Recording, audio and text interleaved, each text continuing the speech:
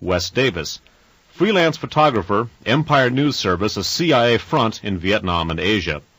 Surfaced after the Hearst kidnappings as an expert on Maoist brainwashing.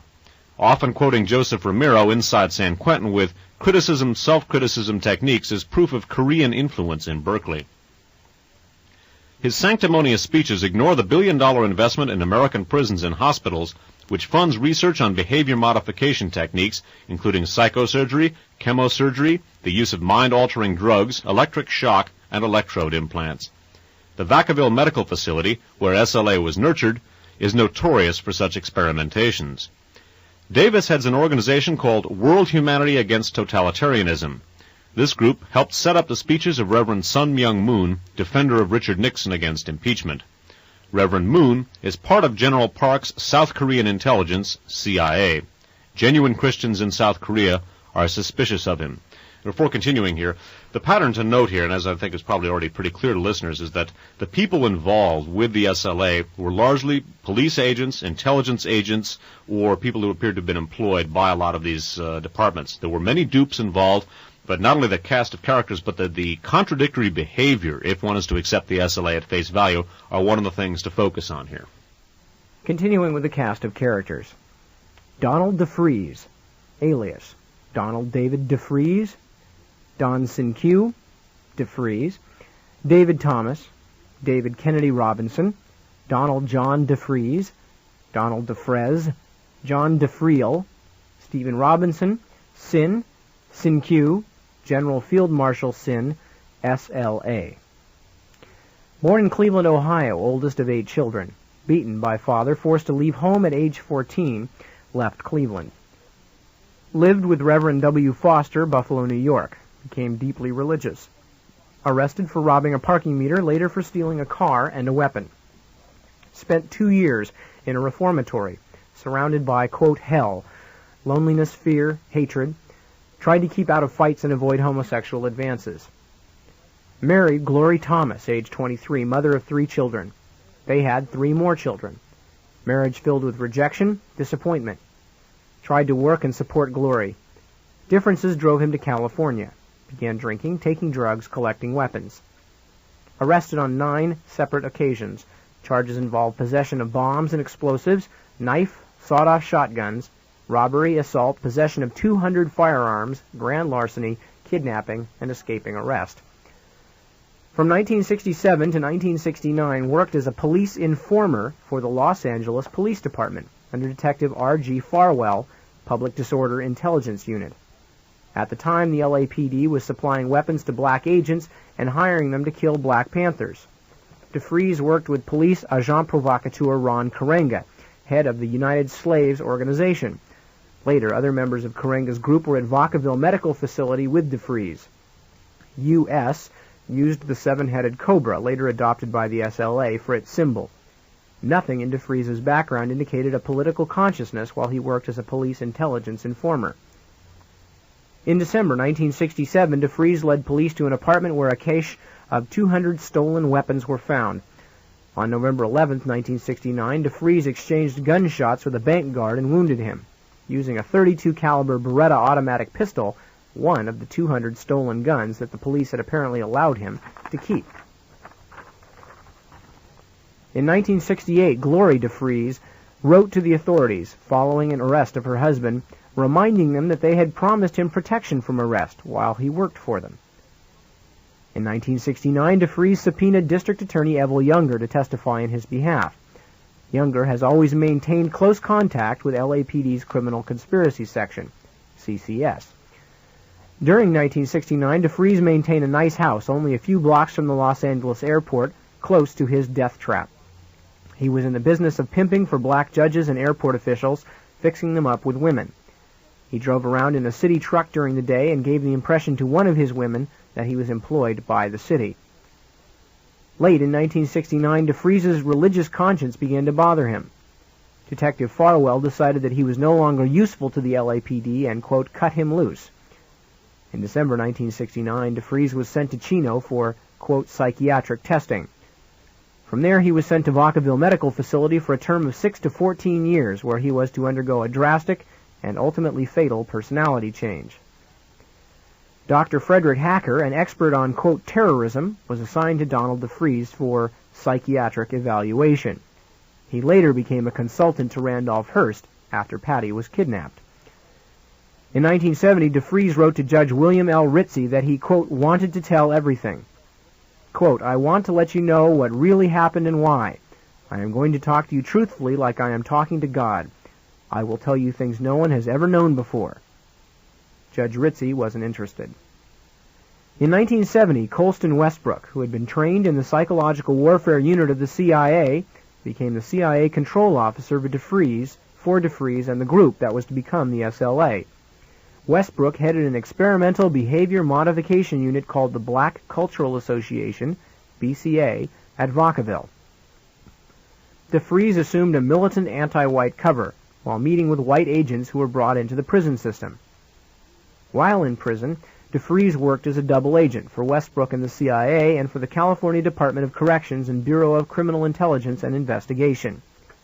He was responsible to Attorney General Evel Younger.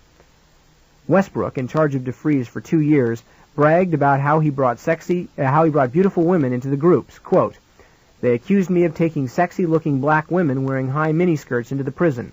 Sure, I took some foxes, some of my prime stock in there. Because if you want to dangle a carrot in front of the inmates to get them to learn and come to meetings, you don't dangle communism. You dangle fine-looking chicks. The SLA women say I tortured the inmates by taking in chicks they couldn't do anything to. That's why those lesbians were mad at me." Unquote. Vacaville Medical Facility was not a political science institute.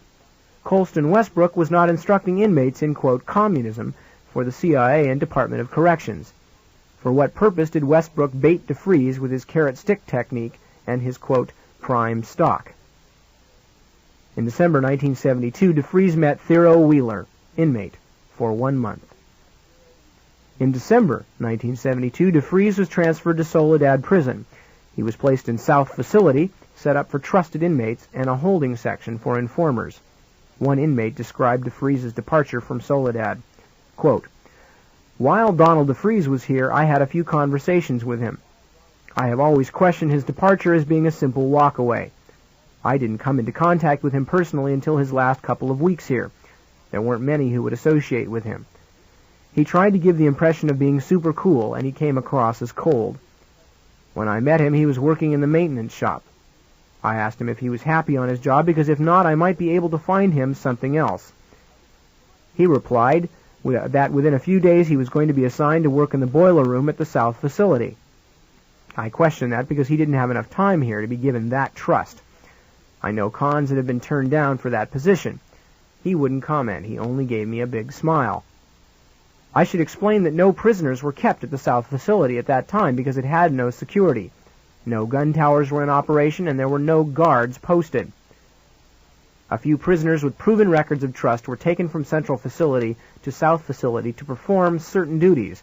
Then they would be returned to Central after their shift. A few days later, DeFries did get that job. Midnight to 8 a.m. shift in the boiler room, South Facility. On his first night, he was dropped off at midnight and given a few instructions. His job was automatic. It only required an overseer. He was left to himself, and when an officer returned an hour later to check on him, he was gone. Unquote. A few months after leaving Vacaville, DeFries was given a special privilege at Soledad Prison. He was allowed to use the marital trailers for visits with women, a privilege normally reserved for married men. Did Westbrook provide women for DeFries even though he was not meeting him with prison visits? Donald DeFries walked out of Soledad Prison in March 1973. His transportation to the Bay Area was allegedly arranged by Deputy Superintendent James Nelson. Another former employee from Soledad, currently owner of a liquor store in Sacramento, assisted in the departure, which was later classified as, quote, an escape. His name will be turned over to a grand jury when there is a proper investigation of the case. In spring of 1973, Bernard Keaton, a double for Donald DeFries, visited the Foster family in Buffalo, New York. He passed himself off as DeFries, who had lived with the family 15 years ago, and he knew intimate details of their life. In August 1973, Theo Wheeler walked away from Vacaville Medical Facility.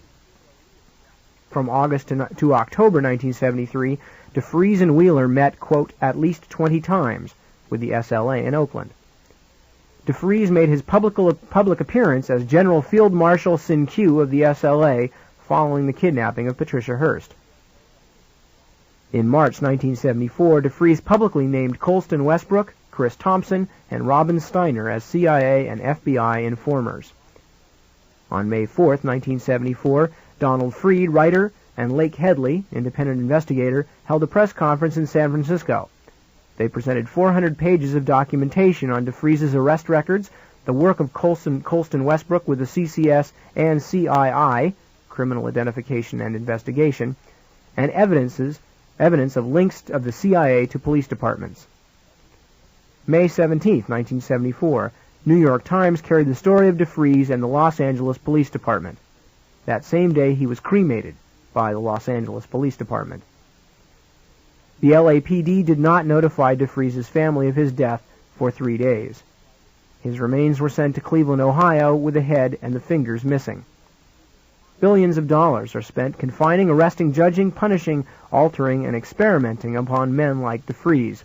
If the same attention and money were spent on understanding and helping them, events like the SLA saga would never happen.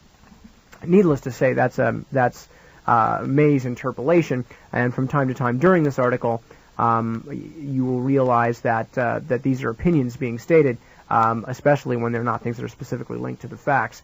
Of course, one of the reasons is that when you work on a case like this, doing the amount of research that Mae Brussel did, finding the incredible holes in the story, it is, needless to say, rather frustrating to realize the amount of money that the government spends on programs like this instead of actually trying to address the problems that cause civil unrest and things of that nature. Yeah, again, there are places in here, obviously, where May does editorialize a bit.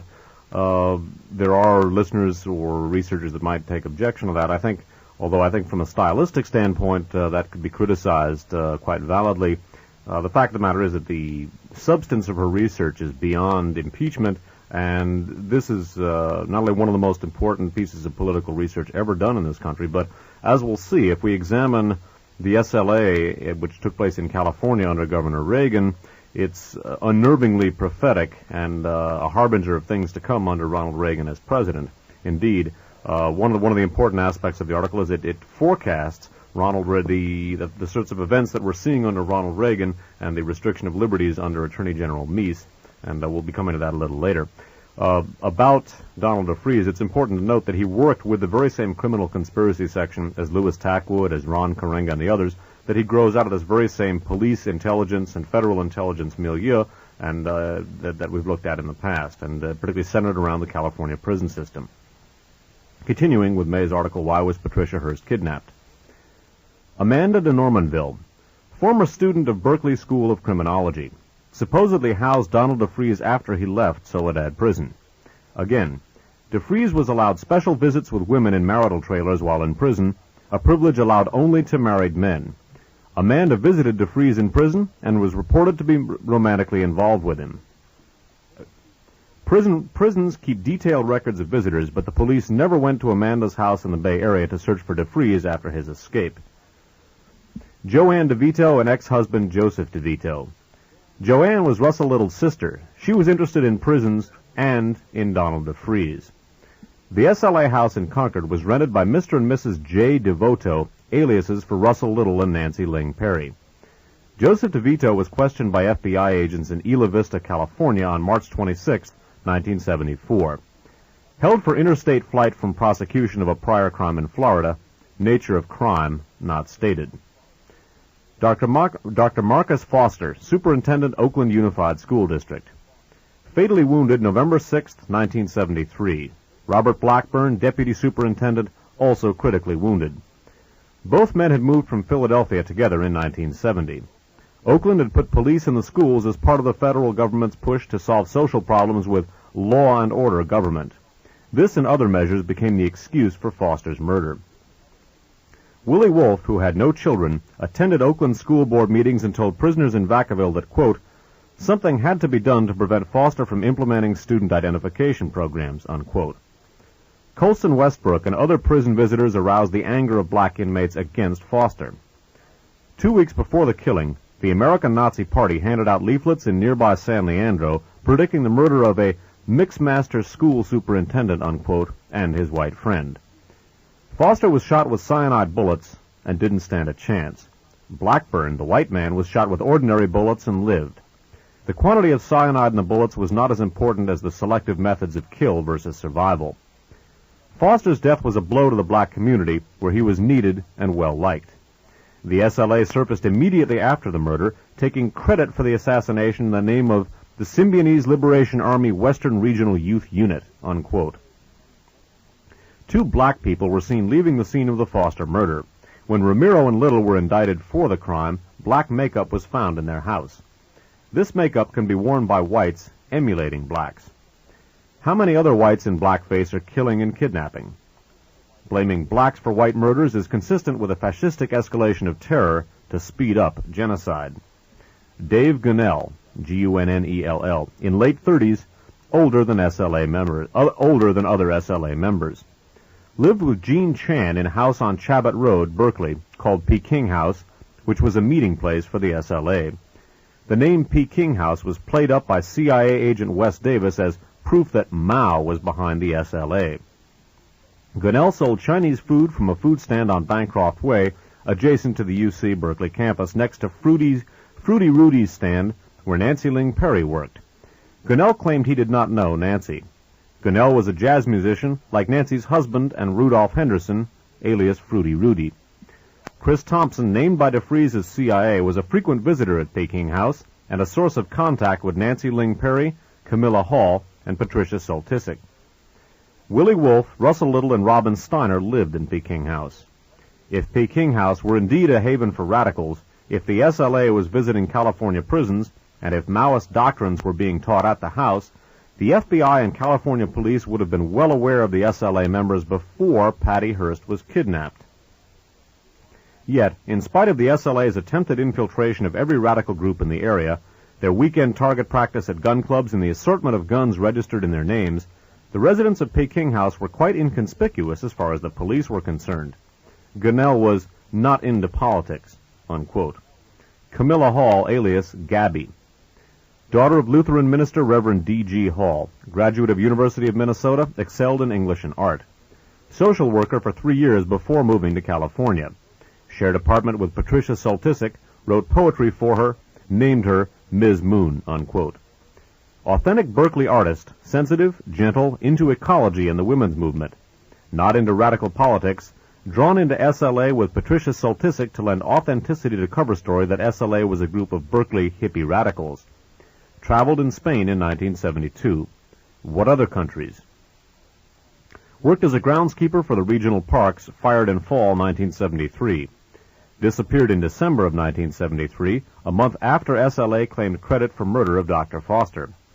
Blue VW, similar to Camilla's, seen scouting Stephen Weed's apartment before Patty's kidnapping. January 2nd, 1974, purchased .380 caliber automatic Mauser pistol and registered it under her name. February 4th, 1974, Patricia Hearst kidnapped. February 14th, 1974, Camilla moved out of her apartment, taking only her pet cat. Photographed at Hibernia bank robbery in San Francisco as a gun-toting radical terrorist. This act was inconsistent with Camilla's hatred of war and violence. Christine Johnson, the last person to see Camilla Hall alive, said she was holding 2 bottles in her hands with something white around the bottles. She was walking around, looked like a zombie or something, halfway smiling, unquote. Emily Harris, alias Anna Linenberg or Yolanda. Daughter of a wealthy consulting engineer from Illinois suburbs. B.A. University of Indiana, Language Arts. Training, CIA think tank, College of Foreign Affairs, University of Indiana, Bloomington. Worked with William Harris and Angela Atwood in Mod Squad, setting up narcotics arrests for the Intelligence Division, Indiana State Police. When the Harris's apartment was vacated, among the names left in an address book was Tim Casey from Orange County. Emily and Tim dated during the summers of 1967 and 8 while she was working in California at Disneyland Hotel. Were there any links between the 2 clients of J. Walter Thompson Advertising Agency, Disneyland Hotel, and the San Francisco Police Department. I would interject here, J. Walter Thompson is a very political ad agency, doing, among other things, the PR work for Richard Nixon's 1968 campaign, has worked in conjunction with the National Security Establishment on a number of occasions. Continuing with May's account. Was Emily in touch with espionage agents from Orange County? Described as, quote, cold, intelligent, the strength of the family, had leadership ability, unquote. Moved to Oakland late 1972 with the Atwoods. Employed as clerk typist, Survey Research Center, polling office, unquote, at University of California. Not in politics in Indiana, never involved in radical movements. On moving to California, immediately joined Chino Defense Committee, an offshoot of Marxist-Leninist Venceremos organization. Worked to aid members accused of a prison break, wrote letters on their behalf, visited prison inmates Doc Holliday and Baron Broadnax, who had long been targets of the prison system, and State Attorney General Evel Younger. She traveled several hundred miles from Oakland to San Luis Obispo each week to make these prison visits. At the time, the Black Guerrilla family and the Chino Defense Fund were filled with infiltrators and agents provocateurs. Emily's last prison visit was January 10th, 1974, the day Ramiro and Little were arrested. It is not clear why the Harrises left Bloomington. They had toyed with politics and posed in the school annual with Bill jokingly holding a book entitled About Communism, but they were not into radical politics. Cover story to the effect that underemployment radicalized middle-class America, unquote, has no basis in fact. Underemployment is consistent with clandestine assignments. Through her work, Emily Harris allegedly had access to Patty Hearst's school schedule. Denials merely indicate that investigation should proceed on this matter. Remember Watergate denials? The Harris' apartment in Oakland was modern, well-furnished with a color TV, a waterbed, imported kitchenware, and fine china. They read the straight press, Time, the Oakland Tribune. A Maoist poster and a picture of a starving child hung over their dining table. Donald Segretti, White House spy, had a Free Huey Newton poster over his desk and wore a peace emblem and long hair for espionage cover. William and Emily Harris were verbally and visually radical. Emily owned a gun registered in her name and practiced shooting twice a week at the Chabot Gun Club in Oakland. Emily's father, Mr. Schwartz, said on TV that in her last letter she explained a change in her lifestyle, saying that she had been pretending for some time, unquote. Her other life, the straight life with material possessions, non-radical experiences, formal education, and employment at the UCB polling office, might indicate that the SLA experience did not reflect her real self. Suddenly abandon her husband for a black lover, unquote, and disappearing with Randolph Hearst's daughter might have been part of her next assignment. Continuing with the cast of characters. William Harris, alias Rip Kimberly, Richard Frank Dennis, Jonathan Mark Salamone, Tico. B.A., University of Indiana, studied speech and English. Enlisted in U.S. Marines, served at the Supply Depot at Da Nang. Joseph Ramiro and Colston Westbrook were in Vietnam at the same time. Returned to Indiana, Joined fraternity, competed in golf and cross-country running. Member of, quote, Mod Squad with Emily and Angela Atwood. Set up narcotics arrests for the Intelligence Division, Indiana State Police. Studied at College of Foreign Affairs, University of Indiana. Taught at Bloomington Junior High School before coming to California. Received a master's degree in, quote, urban education at Indiana. CIA agent Colston Westbrook, leader of the group which became the SLA, taught, quote, black lexicon in the Department of Urban Affairs at UC Berkeley. Not a campus radical, but kept posters of Black Panthers, Huey Newton, and Bobby Seale in trailer in Indiana following his return from Vietnam.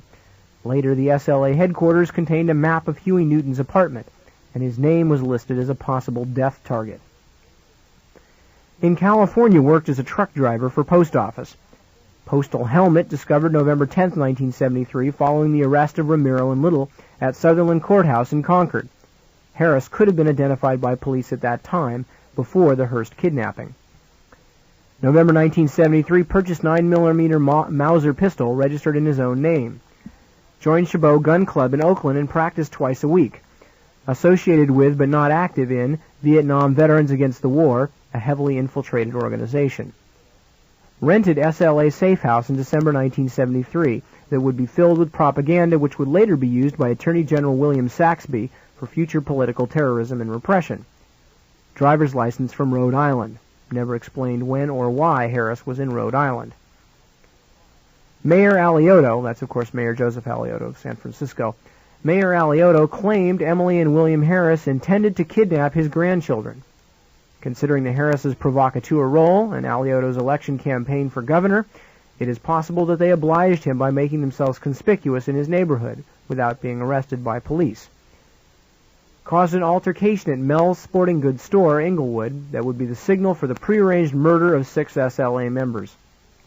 Set Patty up in the, quote, shooting scene. Purposely introduced and identified Tanya to Tom Matthews during an unnecessary 12-hour captivity.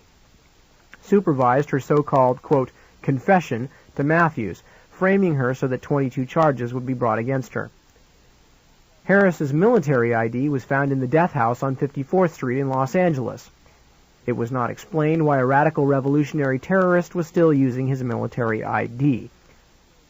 Set Patty Hearst up so that she could witness the massacre of the other SLA members.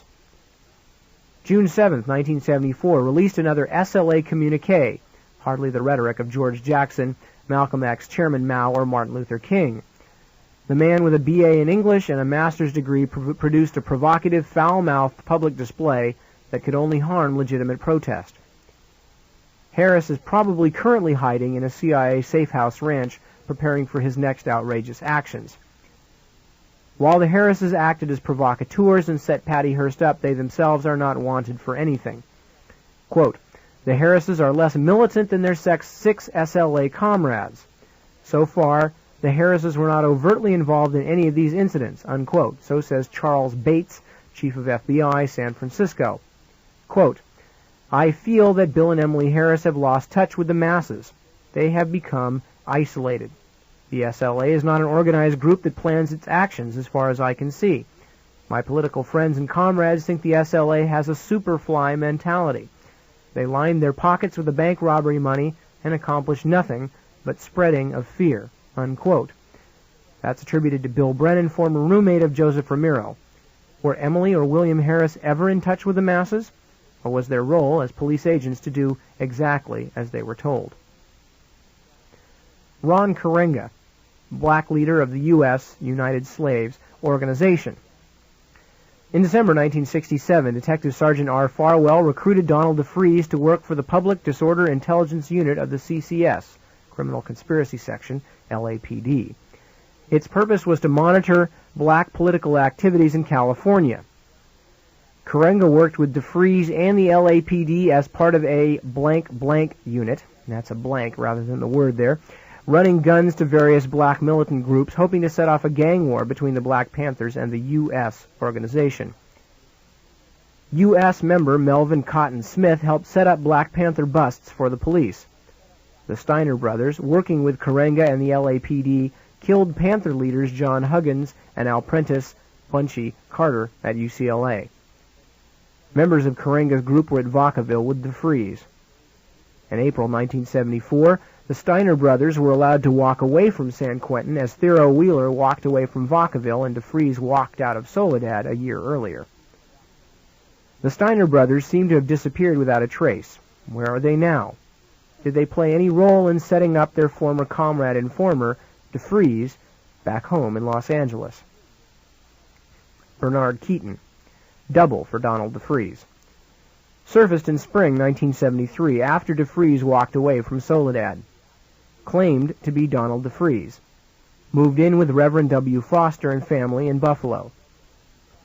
Familiar with intimate details of the family history that only DeFreeze would have known about. FBI stated that they are not concerned or curious about DeFreeze's double, that it, quote, isn't illegal. The only reason for having a double would be that in case DeFreeze had been accidentally picked up by law enforcement officers in the Bay Area during the time between his, quote, departure from Soledad and the kidnapping of Patricia Hearst, his double could have taken his place in prison. 3 long years had gone into training DeFreeze for his mission at Vacaville Medical Facility. It couldn't be thrown away. Ludlow Kramer, Secretary of State, Washington State. Director of PIN, People in Need, the Hearst Food Giveaway. Hired by Randolph Hearst to distribute $2 million worth of food to the poor. I should just mention that was at the express wish of the SLA, that once Patty Hearst was kidnapped. Continuing with Mae Russell's article. Previous experience handing out food during NASA and military job layoffs in Washington. Quality of that food was good, and provoked violence was not a part of this previous assignment. PIN food program was a disaster. It was a catalytic provocateur action to hasten Patty's conversion to the SLA. Meat was bought for Hearst's program from, quote, the nation's major meat packers at triple the normal cost. It contained up to 75% fat. Some of the food was contaminated. Governor Ronald Reagan hoped the people who took the food would get botulism. His mission accomplished, Kramer returned to Washington in time to run for Congress on the Republican ticket, with substantial financial backing.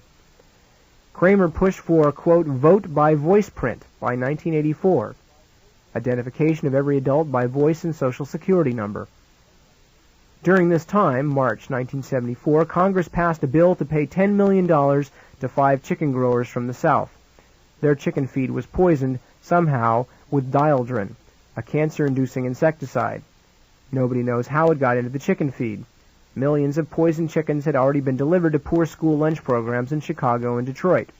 Question: did any of those poisoned chickens make their way into the PIN food distribution program? Russell Little, alias George Devoto, Robert James Scalise, Osceola. Father a mechanic at Naval Air Station, Pensacola, Florida. Little also stated that father was a retired labor relations specialist. Graduated from University of Florida, Gainesville, 1967. Allegedly took a course on revolution, where he was introduced to communist writers such as Marx, Lenin, Mao, Cleaver, and Malcolm X. Studied engineering, electronics. Questioned by police in Philadelphia when Dr. Marcus Foster was leading an anti-drug campaign in that city. Why was Little there? Was Foster marked earlier for identification and death? Traveled in U.S., locations not identified, before arriving in Oakland. Summer of 1972, made contact with Willie Wolfe through Peking House in Berkeley. Started to visit California prisons, joined BCA at Vacaville with Donald DeFreeze. No previous radical experiences with prisoners or blacks. It is strange how migratory birds such as Little, Steiner, the Atwoods, and the Harrises entered immediately into the California prison, quote, reform groups. Their reforms would set prison movements back 100 years. Little joined Westbrook, DeFreeze, and SLA members in a small prison group, Unicite, with a Maoist cover. All took African names. Little brought controversial discussion and hatred of Dr. Foster into the prisons. Visited Death Row Jefferson, supposedly the founder of BCA. Taught at Peralta Junior College, Oakland. Bought a .380 caliber Brazilian-made Rossi revolver from Chris Thompson. This kind of weapon could be used with cyanide bullets. October 8, 1973, rented a house on Sutherland Court using alias George Devoto with Nancy Ling Perry. It became an SLA liberated zone. November 6, 1973, Dr. Marcus Foster murdered, allegedly by 2 black men. Little and Romero, arrested for this crime, possessed black makeup and the murder weapons. January 19, 1974, Little and Joseph Romero were taken to San Quentin, charged with the murder of Foster, as well as resisting arrest and assaulting a policeman. While in San Quentin, Little apparently read an interview with me in the Berkeley Barb, me meaning Mae Russell, with the Berkeley Barb on April 19, 1974, titled, Is SLA's Sin Q the First Black Lee Harvey Oswald? Little was furious at my suggestion that the SLA was a CIA operation. He wrote a letter saying in part, quote, that dizzy bitch can kiss my ass. That pompous bitch has the nerve to call Jonathan Jackson a patsy. I hope she drops dead tomorrow. Louis Tackwood in Glasshouse Tapes describes in detail how the LAPD knew in advance of the George Jackson, quote, escape plans and the Marin County Courthouse shootout. Jonathan Jackson was double-crossed and left abandoned without a promised backup. He was murdered by members of the LAPD. Risking his life on the line to tell the truth, Tackwood is the real freedom fighter. Little and Romero are the mouthpieces that congressmen will quote to, quote, prove that a violent revolution is taking place. Any person involved in radical politics is aware that most, if not all, radical groups are heavily infiltrated by espionage agents and provocateurs. What angers little is any exposure of the methods and contacts that created the SLA. Nancy Ling Perry, alias Nancy DeVoto, Fahiza Lynn Sedworth. Family background, conservative, well off. Goldwater supporter, political conservative. Attended Santa Rosa High School, cheerleader, Sunday school teacher. B.A., Whittier College. Graduate work, UC Berkeley, specializing in chemistry. Married for 6 years to black jazz musician Gilbert Perry. Met when he was working for State Employment Office. Described as a love-hate affair, unquote. Topless blackjack dealer in San Francisco, went through a period of heavy use of psychedelic drugs and amphetamines. Politics always vague, unquote. After being openly conservative, she seemed to have no politics at all. Remained apart from groups in Berkeley, maintained her older friends from high school. She seemed to like to appear as though she had no past at all. People who knew her sensed a curious intellectual loneliness, into dope and a good source of where to buy it. No indication as to where or when radical political indoctrination took place. Trained in behavior modification.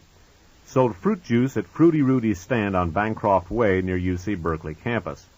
Dated Chris Thompson, who was the link between Peking House and Nancy, Camilla Hall, and Patricia Soltysik.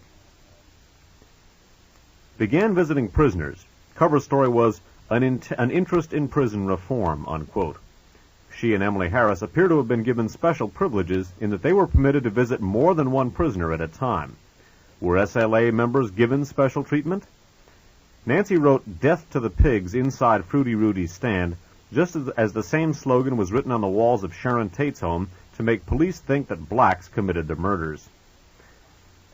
Nancy paid $553 in cash to rent the house at 1560 Sutherland Court in Concord using the alias Nancy DeVoto, unquote. The house was used as an SLA hideout and filled with ammunition, weapons, and literature. On January 10, 1974, the day Ramiro and Little were arrested for the murder of Dr. Foster, Nancy set fire to the bungalow. She did a remarkably poor job of destroying the evidence, but an excellent job of calling attention to the house and its contents. There was no personal oppression or experiences in the past that would explain participation in the murder of Foster or acceptance of a fiery martyrdom in Los Angeles. She was apparently shot by the police while trying to get out of the house. Joseph Ramiro, alias George DeVoto, Beau, Charles Robert Peterson. Ramiro in San Quentin didn't cry when he heard that 6 SLA members had been cremated. He went on playing gin rummy. Quote, Joe was a political heavy, unquote. Devout Catholic family raised in San Francisco, trained as a stone reactionary, unquote. Member of 101st Airborne Division, volunteered twice for duty in Vietnam. Signed up to kill a commie for Christ, unquote. Participated willingly in numerous search and destroy missions, said they were like Callie's massacre at My Lai. Declared himself to be a pacifist when he came home.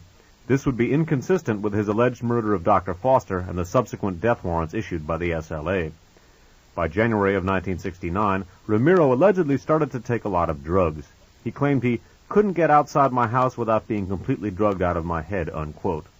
Ramiro and Perry, both dependent upon drugs, could be manipulated by CIA agents to form the nucleus of the SLA. Perry was the theoretical brains behind the organization. Ramiro provided military and tactical support. Chemistry, weapons, and radical rhetoric were all they needed to start their army, unquote. Carlos Marighella mini-manual for urban guerrilla warfare was to the SLA cover story what Marx's Das Kapital was to the Warren Report and Lee Harvey Oswald. The myth that Marx influenced Oswald was pure fabrication, a cover story, unquote. Ramiro was employed as a mechanic, unquote, was divorced, and had one child. July 19, 1973, he purchased a .380 caliber Walther automatic. This gun was found in his possession when he was arrested on November 10, 1973. October of 1973, went underground with Little and Willie Wolfe. Rented 7th Street apartment in Oakland with William and Emily Harris for Foster ambush. Racist, wanted Vietnam Veterans Against the War and Winter Soldier Organization to take the position that U.S. minorities should each have their own territory. Helped race war along by owning black makeup. Did he put on blackface to escalate violence in the Oakland-Berkeley area? Developed plans to kill Black Panther leaders Huey Newton and Bobby Seale. Ramiro and Little were placed in San Quentin without trial immediately after their indictment for the murder of Dr. Foster. They were given maximum media coverage to mouth radical violence. Lee Harvey Oswald's public radio broadcast in New Orleans with Ed Butler of Army Intelligence was to create a cover for U.S. agents operating behind a communist front. Colston Westbrook, William Harris, and Joseph Ramiro supplied the SLA's intelligence and military tactics. Quote, I believe the SLA actions have had and are having such an inhibiting effect on political works in the Bay Area that I feel the time to speak out has come, unquote. Bill Brennan, former roommate of Ramiro. Mary Alice Siem, S-I-E-M, 24 years old, mother of small child, friend of Theo Wheeler. Frequent visitor to Wheeler at Vacaville Medical Facility. August of 1973, Wheeler escaped from Vacaville and lived with Mary Alice in the Bay Area. August through October of 1973, Mary Alice and Theo made at least 20 visits to DeFries and the SLA in Oakland. DeFries wanted to kill both of them, but was discouraged, unquote. Did he suspect them at the time of being provocateur? Mary Alice gave $600 to DeFries and the SLA, said she was robbed, unquote. Difficult to visualize prison escapee Wheeler and Mary Alice carrying $600 in cash to a meeting in Oakland with the SLA. Possible source of funding for DeFries before the kidnapping?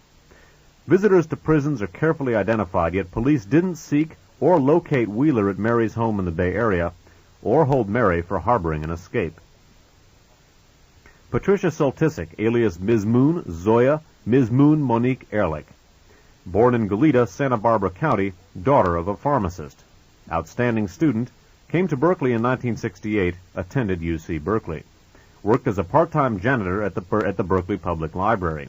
Involved in radical politics, women's movement, gay liberation. Seen frequently with Chris Thompson, connecting link between Camilla Hall, Patricia Soltysik, Nancy Perry, and Chabot House and out-of-state imports.